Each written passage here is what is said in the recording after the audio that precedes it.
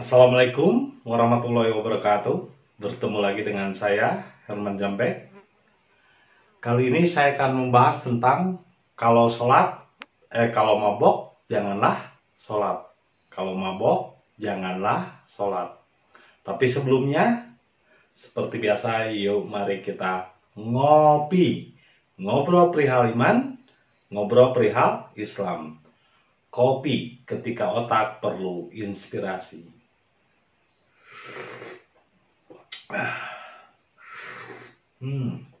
Luar biasa. Kenapa ada ayat di dalam Al-Quran dijelaskan, janganlah kamu sholat dalam keadaan mabuk. Jadi kalau mabuk jangan sholat. Kata-katanya sebetulnya dibulak-balik juga nggak masalah. Janganlah sholat dalam keadaan mabuk. Atau kalau mabok jangan sholat. Nah, maboknya di sini mabok apa? Bukan mabok minuman, bukan mabok khamar dan lain sebagainya, bukan mabok makanan, tapi mabok agama, mabok ideologi, mabok kebenaran. Namanya mabok adalah orang yang tidak sadar akan dirinya. Karena yang besar itu di alam semesta ini adalah nafsu. Ketika nafsu menguasai diri, maka orang itu tidak akan sadar. Nah, apa yang membuat orang tidak sadar atau mabok? Ketika dia beribadah, merasa ibadahnya paling benar, merasa ibadahnya paling suci, merasa dirinya paling suci. Akhirnya menyalahkan orang lain yang tidak beribadah, yang seragam dan sama dengannya. Kenapa kita harus memaksakan seragam? Kenapa kita harus merasa supaya orang sama dengan kita? Kalau kita ibadah, tujuannya ibadah kepada Allah, itu fokus kepada diri. Kita nggak perlu ngurusin orang lain. Dan orang lain juga belum tentu mau diurusin oleh kita. Ngapain kita ngurusin orang lain? Saya sendiri ngurusin sendiri aja saya ribet, sampai harus olahraga, harus lari pagi. Ngurusin badan sendiri aja saya capek. Mau ngurusin, apalagi ngurusin orang lain. Dan belum tentu yang mau kita urusin itu dia pengen kurus. Bisa saja kan dia tidak mau kurus. Jadi untuk apa kita ngurusin orang lain? Nah, kalau kita ibadah, itu fokus kepada diri, memperbaiki diri. Ibadah itu adalah diri kita, bukan untuk orang lain, bukan memikirkan orang lain. Memangnya kalau orang lain ibadah dan tidaknya rugi kepada kita? Orang nggak ibadah, emang rugi kita kalau orang nggak ibadah? Orang nggak ibadah ya terserah dia untuk dirinya. Jangankan kita ngurusin orang lain, Allah saja ketika umatnya tidak beribadah, tidak marah. Allah tidak rugi ketika umatnya nggak ibadah. Allah juga nggak untung ketika semua manusia beribadah kepadanya. Jadi keuntungan dan kerugian orang itu beribadah bukan untuk Allah, bukan untuk diri kita, tapi untuk dirinya sendiri. Jadi untuk apa kita ngurusin ibadahnya orang lain? Nah, katanya sholat. Sholat itu kan hubungan dengan Allah. Allah saja kan Maha Rahman dan Rahim, Maha kasih sayang. Lagi pula sebelum kita sholat, kita harus wudhu dulu. Nah, wudhu itu mensucikan hati, nafsu, dan pikiran. Harus suci. Membersihkan tangan, membersihkan mulut, pikiran kita juga dibersihkan. Disucikan, simbol. Membersihkan itu simbol disucikan. Mensucikan hati. Lalu untuk apa kita sholat tapi malah benci sama yang tidak sholat? Nah, tujuannya apa? Itu namanya mabok. Kalau kita sholat jadi benci sama yang tidak sholat, itu namanya mabok. Jadi janganlah sholat kalau dalam keadaan mabok. Percuma, sia-sia. Nah, kalau kita sholat itu kan fokus memperbaiki diri, bukan mikirin dan ngurusin orang lain. Orang lain mau ibadah, mau tidak, ya urusan dia. Orang lain mau sholat, mau tidak, ya urusan dia. Ngapain kita pusing-pusing mikirin orang lain? Ini salah satu contoh ketika anak kecil stres dibawa ke masjid karena ketika pengajian orang banyak yang gibah, yang ngomongin orang lain. Akhirnya orang tuanya menyuruh anak tersebut untuk mengambil kopi dari gelas pop es, gelas plastik di sudut masjid. Walaupun jaraknya 3 meter, dia menyuruh dan jangan sampai kopinya itu tumpah. Terus anak itu nurut ngambil air kopi di gelas plastik. Dia pegang, dia fokus kepada gelas plastiknya itu. Ketika sampai kepada bapaknya yang menyuruhnya, bapaknya nanya, apakah kamu mendengar omongan orang lain? Orang lain begini begitu. Tidak. Kenapa kamu tidak mendengar? Karena saya fokus kepada air kopi supaya tidak tumpah. Artinya, orang yang fokus kepada dirinya, maka dia tidak akan memikirkan apapun yang diomongkan orang lain. Jadi kalau memang fokus ibadahnya sadar, penuh dengan kesadaran diri, maka dia tidak akan membaca-baca orang lain, tidak akan memikirkan orang lain, tidak akan menyalahkan orang lain yang tidak seragam dan tidak sejalan seperti apa yang kita lakukan. Orang mau ibadah, mau tidak, ya terserah dia. Ngapain kita ngurusin orang lain? Ngapain kita mikirin orang lain? Ibadah kan fokus kepada diri. Nah, kalau kita ibadah kepada Allah, tapi memikirkan orang lain yang tidak ibadah kepada Allah, berarti kita tidak fokus kepada dirinya. Itulah mabok namanya.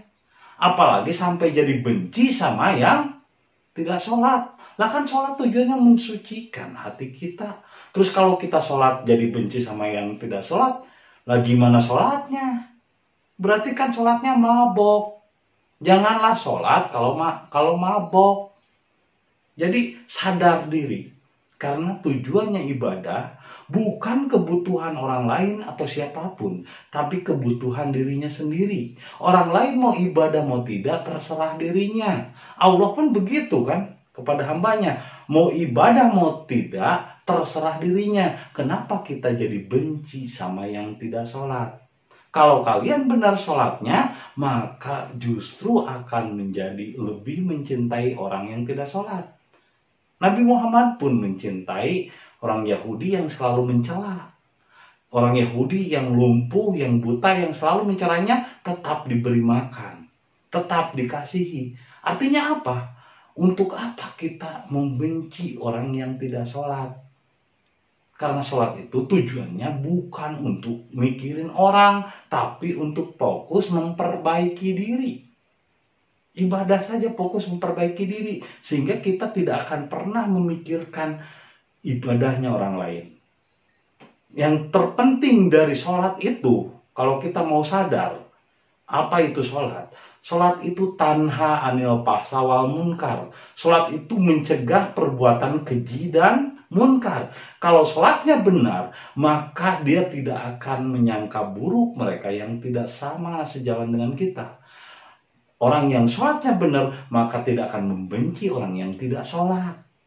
Orang yang sholatnya benar tidak akan mengurusi ibadah orang lain. Dia akan fokus kepada dirinya sendiri. Maka benar sholatnya apabila benar hasil dan aplikasi dari sholatnya itu. Yaitu tanha anil fahsya wal munkar. Mencegah perbuatan keji dan munkar. Hati ini jadi tidak benci, tidak dendam, tidak suka sama yang tidak sejalan dengan kita. Jangan sampai tidak suka sama orang. Jangan sampai jadi benci sama orang yang tidak sholat. Kalau Anda sholat, jangan sampai benci sama yang tidak sholat. Kalau Anda beribadah pada Allah, jangan sampai benci sama orang yang tidak beribadah pada Allah. Kan katanya ibadah sama Allah. Kalau ibadah sama Allah, Allah itu kan Ar-Rahman Ar-Rahim. Jadi harus mengikuti sifat-sifat Allah yang maha kasih sayang.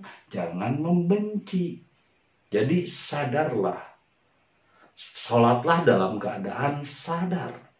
Sholat itu untuk memperbaiki diri, bukan untuk mengurusi orang lain. Ya, memperbaiki diri. Apa yang kita pandang benar belum tentu benar menurut orang lain. Angka 6 dari sudut pandang saya sini seperti angka 6. Mungkin dari sudut pandang Anda melihatnya ke sini itu seperti angka 9. Jadi angka 6 dari satu sudut bisa jadi itu angka 9 dari sudut lain. Jadi pandangan menurut kita benar belum tentu benar menurut orang lain. Karena pandangan dan pola pikir kebenaran itu berbeda-beda. Dan itu tidak bisa dipaksa untuk seragam. Ini kayak anak SD harus seragam, semuanya harus sama. Nggak bisa begitu. Allah itu rahmatan lil alamin. Untuk semua manusia, berbeda-beda agama, berbeda keyakinan, berbeda bangsa, berbeda warna kulit. Jadi jangan pernah memaksa perbedaan. Karena kebenaran itu tidak selalu harus sama. Menurut pandangan saya begini, menurut pandangan Anda mungkin beda lagi. Jadi kebenaran tidak selalu kaku. Contohnya tentang kebenaran tentang matahari.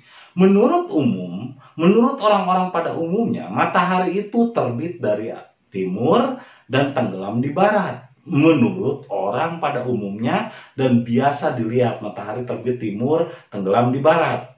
Tapi menurut pengetahuan, matahari itu tidak kemana-mana, diam di tempat, berputar, berotasi di tempat. Justru yang menjadikan matahari tenggelam dan terbit dan tenggelam itu adalah karena buminya yang berputar mengelilingi matahari. Jadi jelas di sini ada dua versi kebenaran yang berbeda. Menurut umum matahari itu terbit dari timur, tenggelam di barat. Tapi menurut pengetahuan, menurut sains dan penelitian bahwa matahari nggak kemana-mana, diam. Yang membuat matahari timbul dan tenggelam, yang membuat siang dan malam itu karena buminya yang bergerak dan mengitari matahari. Artinya berarti kebenaran tidak selalu bisa dilihat dari satu sudut pandang. Kalau kalian melihat kebenaran dari sudut pandang yang menurut kamu benar, berarti itulah Dajjal, memandang sebelah mata. Kebenaran yang kamu yakini saat ini bisa jadi adalah kesalahan yang belum kalian pahami. Kalau kalian udah meningkat pengetahuannya, tiba-tiba melihat masa lalu, oh ternyata saya dulu masih salah. Nah, kalian akan sadar sendiri, akan malu sendiri. Makanya jangan ngotot kalau dalam kebenaran. Bisa jadi kalian sedang mabuk kebenaran. Jadi apa yang kalian pandang benar belum tentu benar menurut orang lain dan belum tentu benar menurut Allah. Jadi matahari saja menurut umum terbit dari barat, terbit dari timur, keluar dari barat. Menurut ilmu pengetahuan, matahari nggak kemana-mana, nggak pernah terbit, nggak pernah tenggelam. Buminya saja yang berputar mengelilingi matahari. Tapi menurut filsafat lagi, berbeda lagi menurut istilah. Matahari sekarang terbit dari barat. Maksud dari matahari itu adalah simbol pengetahuan, tren, dan sumber ekonomi dan pendidikan. Sekarang udah ada di barat, yaitu di Amerika. Semua orang kan banyak tren-tren ke Amerikaan, ke barat-baratan. Berarti kan matahari terbit dari barat. Jadi setiap pandangan, setiap kebenaran memiliki sudut pandang yang berbeda. Jangan merasa benar, tapi benarlah dalam merasa. Jangan membiasakan kebenaran, tapi biasakanlah diri kita untuk menerima kebenaran. Janganlah sholat dalam keadaan mabok. Jadi kalau mabok jangan sholat.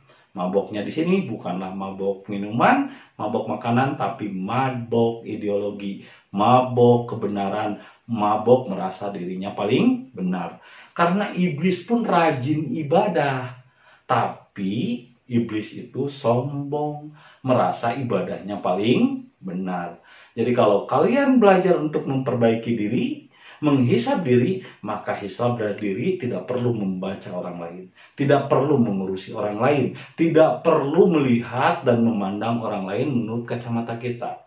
Bisa jadi kita baru atau masih memandang sebelah mata. Kalau kita masih memandang sebelah mata berarti Dajjal. Maka bukalah mata kita lebar, karena banyak versi kebenaran menurut sudut pandangnya masing-masing. Terima kasih. Semoga video ini meskipun singkat dapat dipahami dan dapat menjadi inspirasi bagi kita semua agar kita tidak mabok dalam melaksanakan sholat. Sadarlah, karena sholat itu adalah kebutuhan diri, bukan ngurusin orang. Terima kasih. Assalamualaikum warahmatullahi wabarakatuh.